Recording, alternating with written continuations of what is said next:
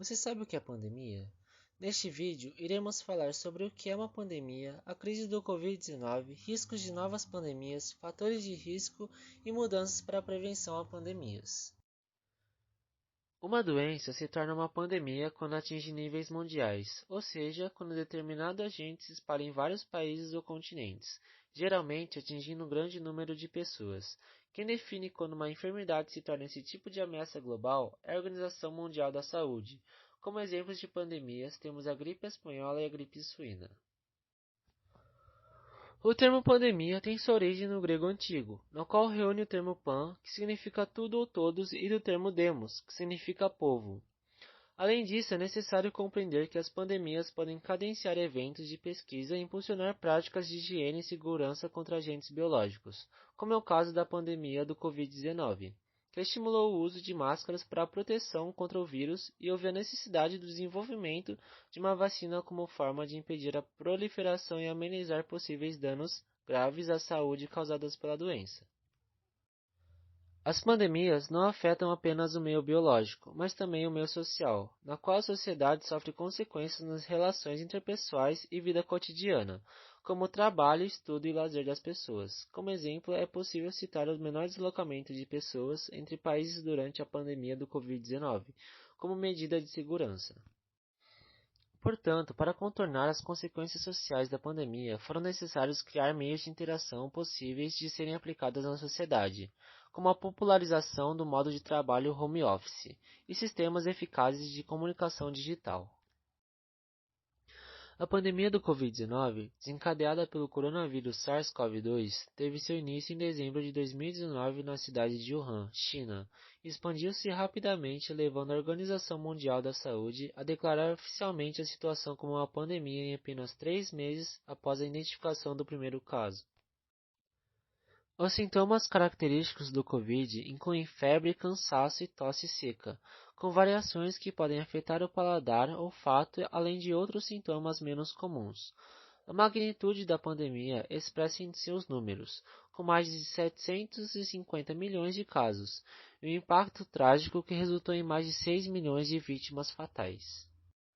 A crise do Covid-19 impôs desafios sem precedentes à saúde pública, evidenciando a fragilidade dos sistemas de saúde ao redor do mundo, destacando a importância crucial da preparação para pandemias e a necessidade de investimentos em infraestrutura médica. Além disso, a implementação de medidas rigorosas como os lockdowns teve impactos significativos na economia, levando ao fechamento de empresas, desemprego em massa e afetando praticamente todos os setores econômicos. No contexto de respostas à pandemia, destacou-se o desenvolvimento e implementação de vacinas contra o Covid-19 em um curto espaço de tempo, uma conquista notável da ciência. A aceleração dos processos de pesquisa e produção resultaram em vacinas eficazes, que desempenharam um papel crucial na contenção de propagação do vírus e na redução da gravidade dos casos. Diante desse cenário desafiador que enfrentamos, naturalmente surge a reflexão sobre a possibilidade de surgirem novas pandemias, e além disso, de como nos prepararmos para enfrentá-las. Riscos de novas pandemias. Segundo o médico infectologista Esper Calas, diretor do Instituto Butantan, na segunda conferência FAPESP 2023, a probabilidade de que o mundo venha a enfrentar novas pandemias no curto ou médio prazo é muito alta. O infectologista mencionou um conjunto de fatores gerais que contribuem para o risco de novas pandemias: o aumento da população mundial e da mobilidade, o crescimento do número de pessoas vivendo na fronteira da civilização com a vida selvagem, o avanço do número de pessoas com comorbidades e imunodeficiências primárias, a maior ocorrência de desastres causados pela ação humana e, por último, mas certamente o fator mais importante, as mudanças climáticas. O risco de surgimento de novas pandemias existe justamente pela situação global que vivemos, como a invasão de áreas rurais para ampliação de cidades. Os animais silvestres passam a ter uma proximidade maior com os seres humanos e, consequentemente, aumentam a probabilidade de transmitirem algum tipo de vírus. O tráfico de animais silvestres e a caça excessiva também se tornam um risco. Assim como a Covid-19 foi originada através do contato do ser humano com animais infectados, há grandes riscos de surgirem novas doenças pandêmicas através do mesmo mecanismo. O contágio por infecções de origem animal acontece por meio do fenômeno conhecido como spillover, quando patógenos que circulavam restritamente em um grupo animal saltam da espécie e passam a infectar outras espécies, incluindo humanos. Por isso, a expansão de atividades humanas para regiões de matas e florestas, naturalmente habitadas por animais silvestres, é um aspecto que favorece ainda mais esse cenário. Todavia, para uma zoonose se tornar epidêmica é necessário o alinhamento de diferentes fatores ecológicos, epidemiológicos e comportamentais, incluindo a mobilidade humana como fator de importância. Fatores de risco.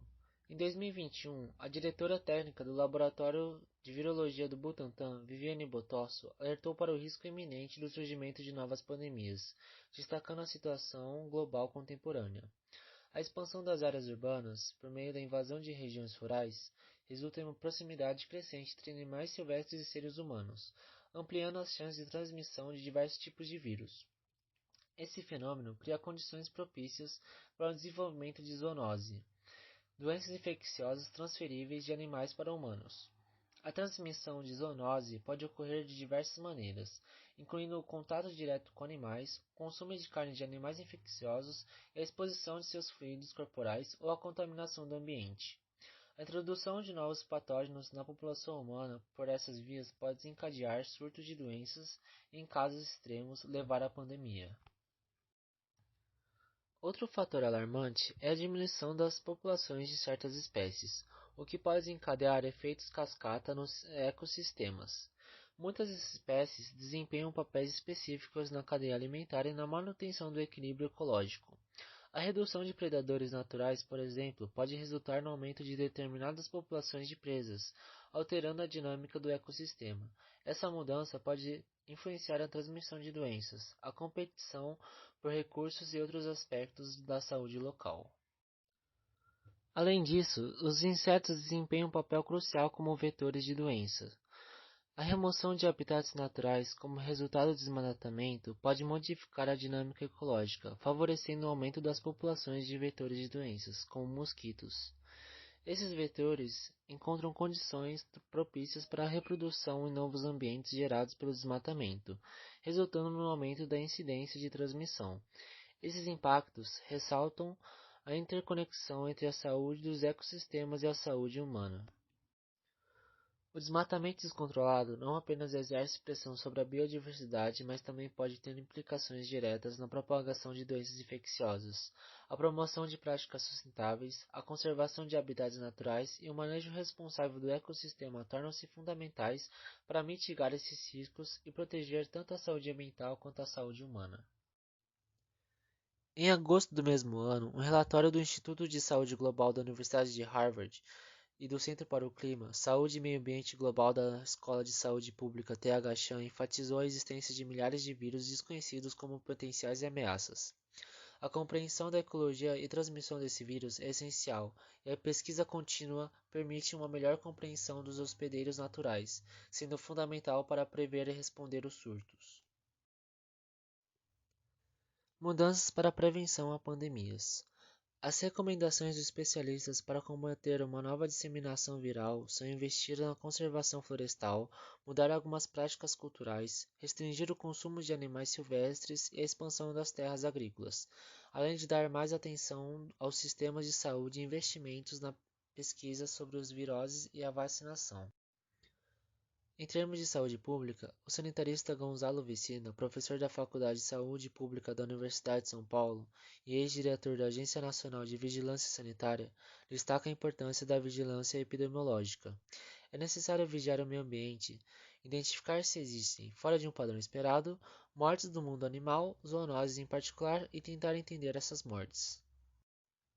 A nova iniciativa criada pela OMS, Rede Internacional de Vigilância de Patógenos, tem como objetivo disponibilizar uma plataforma para conectar países e regiões e ampliar os sistemas de coleta e análise de amostras. Analisar o material genético dos vírus, bactérias, fungos e outros agentes infecciosos permite compreender o nível de infecciosidade, sua transmissibilidade e a capacidade de provocar danos ao organismo. A ideia é que haja uma integração mais ampla entre dados produzidos por institutos e centros de pesquisa em todo o mundo, com o objetivo de identificar e rastrear doenças emergentes e reemergentes em tempo hábil, facilitando a tomada de decisão por autoridades de saúde e gestores, além de agilizar a resposta a surtos, com a possibilidade de desenvolvimento em prazo mais curto de tratamento e possíveis vacinas. No Brasil, além do apoio à IPSN, a Fiocruz e a OMS também vão colaborar na elaboração de ferramentas para pandemias e epidemias que incluam fatores ambientais e climáticos, bem como a capacitação de trabalhadores de saúde que atuam no setor de vigilância. Reduzir a frequência e o impacto das pandemias requer mudanças profundas em prol da conservação e restauração dos ambientes naturais. Embora muitas dessas medidas sejam caras e complexas, os custos para a implementação são menores quando comparados aos gastos com doenças emergentes, conforme o relatório IPBES. Aqui temos nomes de profissionais relevantes em relação à pandemia do Covid-19, como Natália Pasternak, Esther Cerdeira Sabino, Rosana Hickman, Drauzio Varela, Pedro Halal, Átila Yamarino, Miguel Nicoleles, Margarete Dalcomo e Jaqueline Góes de Jesus.